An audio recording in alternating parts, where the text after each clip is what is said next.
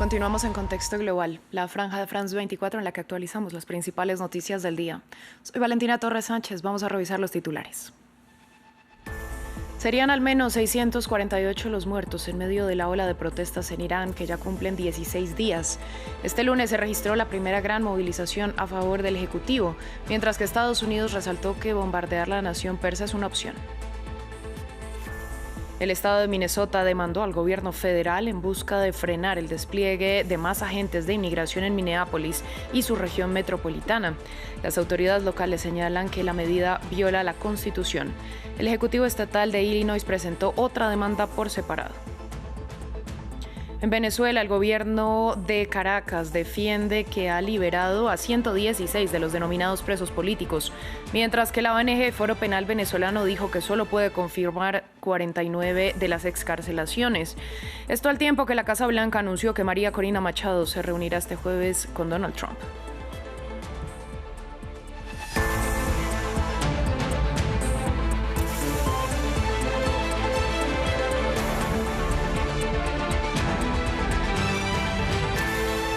Comenzamos en Irán, donde organizaciones de derechos humanos denuncian que son al menos 648 las víctimas mortales por la represión estatal de las protestas antigubernamentales. Las movilizaciones cumplen ya 16 días y este lunes el gobierno exhibió ante los medios masivas protestas. A la vez, el líder supremo, el ayatolá Ali Jamenei, describió esas marchas pro gobierno como una advertencia hacia Washington. Entre tanto, Donald Trump aumentó la presión. Anunció que cualquier país que realice negocios con Teherán deberá pagar un arancel del 25% sobre todas esas transacciones que tenga con Estados Unidos.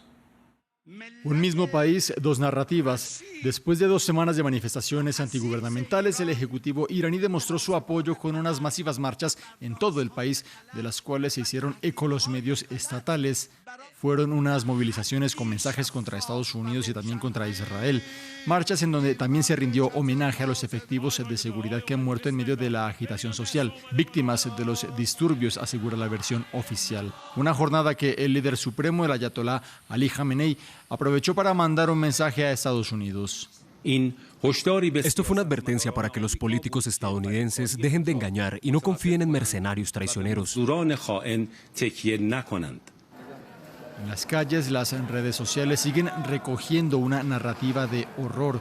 Cuerpos acumulados por montones. Incluso aparecen videos desde un cementerio de Teherán en donde claman por la salida de Jamenei. Las organizaciones en defensa de los derechos humanos cuentan los muertos por centenares, mientras que desde Estados Unidos se mantiene la amenaza de intervenir. Una cosa en la que el presidente Trump es muy bueno es siempre mantener todas sus opciones sobre la mesa, y un bombardeo sería una de las muchas opciones que están sobre la mesa para el comandante en jefe. Estados Unidos contempla enviar satélites de la empresa Starlink para hacer frente al apagón de Internet que completa 4 días este lunes y que, según activistas, el gobierno utiliza para opacar su represión. Ahora vamos a la Franja de Gaza. Según el Ministerio de Salud del enclave, a pesar del cese del fuego, el ejército israelí mató a 3 personas con un ataque con drones en Han Yunis, mientras en la misma ciudad un ataque de milicias palestinas causó la muerte de un oficial de la policía gazatí. Nueva agresión de Israel sobre la Franja de Gaza. Pese al cese del fuego existente desde octubre pasado, Israel atacó Han Yunis con drones, dejando muertos, heridos y personas debajo de los escombros, según informó el Hospital Nasser y la agencia de noticias palestina Wafa. Además, un alto oficial de policía de Hamas, Mahmoud al-Astal, fue asesinado en un acto por el que responsabilizaron a una milicia palestina respaldada por Israel. Nos despertamos temprano esta mañana con una dolorosa tragedia, un acto traicionero y cobarde perpetrado por algunas de las fuerzas de la oscuridad. En este acto cobarde asesinaron a uno de nuestros estimados familiares, un hombre que trabajó incansablemente para mantener el orden en el frente interno y perseguir a quienes desafiaban la ley. Estas son las personas que están descontentas con el establecimiento de la seguridad y el Estado de Derecho. No hay alto el fuego, esto es una mentira y una farsa. El enemigo viola el alto el fuego de vez en cuando y siempre que ve un objetivo oportuno asesina, mata y persigue a quien quiere. Por otro lado, desde Irak se prepara un nuevo envío de ayuda humanitaria para el enclave. Según afirmó la clasificación integrada de las fases de la seguridad alimentaria en diciembre pasado, el peligro de hambruna se desvaneció con el incremento de ingresos de alimentos. Sin embargo, el Organismo Mundial de Vigilancia del Hambre resaltó que la situación en Gaza sigue siendo crítica. La Fuerza Aérea iraquí inició un puente aéreo hacia la ciudad de Al-Arish, en Egipto. Este puente contiene aviones iraquíes cargados con alimentos para nuestra población en Gaza. Esto es solo una pequeña fracción de lo que podríamos enviarles para compensarlos por la tiranía y la injusticia que sufren a manos de la entidad sionista. Al hambre y a los ataques de Israel, que ya acumulan 442 muertos desde la tregua según el Ministerio de Salud gazatí, hay que agregar la crisis por las bajas temperaturas. En las últimas horas, un niño de 7 días y otro de 4 años murieron por el frío, aumentando la cifra a 6 desde el inicio del invierno. Cambiamos de tema. En Francia, las Fuerzas Armadas lanzaron la primera campaña de reclutamiento para el servicio militar voluntario promovido por el presidente Emmanuel Macron. Con el programa se espera tener a unos 3.000 participantes que iniciarán sus labores en septiembre y se prevé que este número aumente de manera gradual en los siguientes años. La medida se da ante los crecientes temores en Europa por las posturas agresivas de Rusia. Andrés Mesa Muñoz nos cuenta más. Así empieza a materializarse el emblemático programa del presidente Emmanuel Macron. Las Fuerzas Armadas de Francia esperan que para septiembre 3.000 jóvenes se hayan acogido al servicio militar voluntario para unirse al ejército, la marina o la fuerza aérea. Sigue una lógica sencilla. Durante casi un año, dedicar todo su tiempo a servir a la nación, a ser útil a la nación, contribuyendo a las necesidades operativas claramente identificadas por nuestras Fuerzas Armadas. Durante 10 meses recibirán un salario mensual de 800 euros y realizarán diversas tareas como asistencia en desastres naturales y vigilancia contra el terrorismo, o trabajos que van desde panadero hasta electricista e integrantes del personal médico. En la práctica, un voluntario podría ser seleccionado, por ejemplo, para ser piloto de drones. Podría servir en el cuerpo de ingenieros como constructor de puentes o zarpador. La medida nace de las crecientes preocupaciones por los países de Europa ante la agresiva postura de Rusia y el cambio de prioridades de Estados Unidos que les había brindado garantías de seguridad durante décadas. Y aunque estos jóvenes solo realizarán misiones en suelo francés, no se descarta que puedan ser llamados a filas en circunstancias excepcionales.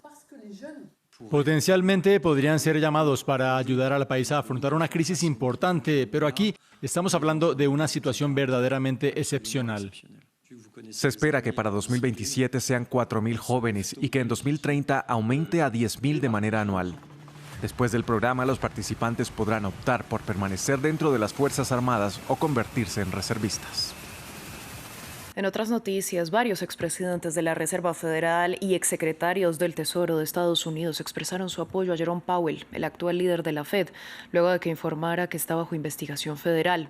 3 importantes figuras del ámbito económico estadounidense aseguraron en una carta que se trata de un intento inaudito de usar los ataques de la Fiscalía para minar la independencia del funcionario. Según Powell, la pesquisa es una forma de presionarlo para que siga los deseos de Donald Trump de bajar las tasas de interés. Hasta algunos en el mismo bando de Donald Trump alzaron su voz en contra de la investigación criminal que ahora pesa sobre el presidente de la Reserva Federal. Si aún quedaba alguna duda de que ciertos asesores de la administración están presionando para acabar con la independencia de la Fed, ya no la hay. Me opondré a la confirmación de cualquier candidato a la Fed hasta que este asunto legal se resuelva por completo. Un grupo bipartidista de expresidentes de la Fed y de destacados economistas comparó este lunes lo que llamó un ataque sin precedentes a la independencia de la institución con lo que sucede en países empobrecidos. Las reacciones surgen tras el anuncio sorpresa lanzado el domingo por la noche por un inusualmente agresivo Jerome Powell sobre las amenazas de acciones legales por parte del Departamento de Justicia. En él denunció la presión de la administración Trump. La amenaza de un proceso penal se debe a que la Reserva Federal fija las tasas de interés con base en nuestra mejor evaluación de lo que servirá al interés público, en lugar de seguir las preferencias del presidente. El servicio público a veces requiere mantenerse firme ante las amenazas.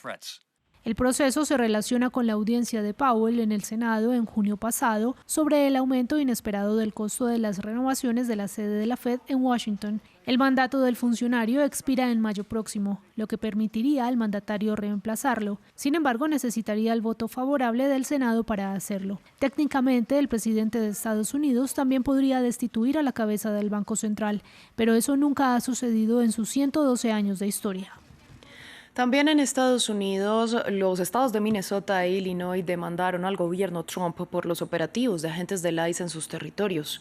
Autoridades estatales y municipales alegan que el despliegue masivo de estos funcionarios en las regiones de Minneapolis y Chicago violan la Constitución y la soberanía estatal. Además, solicitan a los tribunales que impongan límites a la conducta de los agentes. Esto en medio de la controversia por la muerte de una mujer de 37 años, ciudadana estadounidense, luego que un agente del ICE le disparara a corta distancia en medio de un operativo migratorio, hecho que es investigado por las autoridades federales. Si el objetivo fuera hacer cumplir las leyes de inmigración, si el objetivo fuera simplemente buscar personas indocumentadas, Minneapolis y St. Paul no serían el lugar al que irían. Hay muchísimas más personas indocumentadas en Florida, Texas y Utah. ¿Por qué están en estas ciudades mucho más pequeñas en el corazón del Medio Oeste? La respuesta es muy clara, es política. Florida, Texas y Utah son estados republicanos. La razón por la que Minnesota y Minneapolis son el blanco de estas acciones es porque tienen un gobernador demócrata, un fiscal general demócrata y alcaldes demócratas. Attorney General, and you got Democratic mayors. El secretario de Estado Marco Rubio se reunió más temprano con el presidente electo de Honduras, Nasri Asfura, un encuentro que se produce mientras continúa la tensión electoral en el país luego de que el gobierno de izquierda de Xiomara Castro ordenara un recuento de los votos que fue rechazado por el Consejo Nacional Electoral y calificado de ilegal por la oposición, juristas y la Organización de Estados Americanos. En Panamá dio inicio el juicio por el caso Odebrecht, considerada la mayor trama de corrupción en la historia del país. Más de una veintena de imputados enfrentan una posible pena de hasta 12 años de prisión, entre ellos el expresidente Ricardo Martinelli, quien actualmente está asilado en Colombia, y algunos de quienes fueron ministros de su administración. El exmandatario, conectado virtualmente, aseguró que no guarda relación con los hechos. No puede haber una audiencia porque la juez Valoisa Martínez tiene que reiniciar el caso Fisher el día viernes. Así es que ella no va a tener tiempo para hacer esta audiencia en 4 días. Lo que están haciendo es un show para decir que ellos están haciendo el trabajo, para decir que todo el mundo queda notificado para la nueva audiencia. Yo creo que ustedes vieron entrar aquí a la fiscal, ustedes no han visto aquí el montón de testigos de la fiscal, aquí no están los testigos de Brasil, ellos siguen esperando las pruebas. Así que aquí venimos a que ellos, no sé lo que va a hacer esa señora, pero algo tiene que hacer porque ella tiene que reportar. En Venezuela, el gobierno encargado asegura que ha excarcelado a 116 de los considerados presos políticos. Por su parte, la ONG Foro Penal indica que solo ha podido confirmar 49 liberaciones desde la captura de Nicolás Maduro. Las cifras se conocen el mismo día en que la Casa Blanca informó que Donald Trump se reunirá con la lideresa opositora María Corina Machado el jueves. Juan Pupiales nos cuenta más. Excarcelaciones de una nueva era o liberaciones a cuentagotas. El helicoide de la temida prisión del Servicio de Inteligencia de Venezuela en Caracas atrae la atención de familiares de presos políticos que aguardan que los suyos sean beneficiados por estas excarcelaciones. Sin embargo, las cifras de liberados anunciados por el Ejecutivo contrastan ampliamente con las que ha podido comprobar la ONG Foro Penal. Desde esta organización cuestionan la maniobra del gobierno. Se continúa repitiendo lo que hemos denominado el efecto puerta giratoria, que incluso habiendo excarcelado a 100 personas, 200, 300, que tampoco sería significativo en los términos al menos porcentuales de la cantidad de presos, se encarcelan nuevas personas para llenar o reciclar los que excarcelan. Precisamente los presos políticos fueron uno de los temas que trató la Nobel de Paz venezolana María Corina Machado con el Papa León XIV en el Vaticano.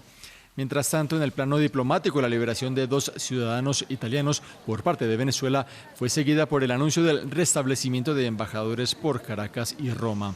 De otra parte, en Venezuela, los niños volvieron a clases, una muestra de normalidad en medio de un agitado inicio de año. Tenemos que seguir adelante. Es un país lindo, bello, mire el sol tan radiante que salió hoy, empezando la semana. Que nos vean tranquilos y en paz trabajando es porque nosotros no podemos dejar que el país se caiga. Un país que sigue a la espera del siguiente movimiento del presidente estadounidense Donald Trump, quien sacudió la política internacional con la detención del mandatario Nicolás Maduro el pasado 3 de enero. Así llegamos al final de este informativo. A ustedes, gracias por elegirnos.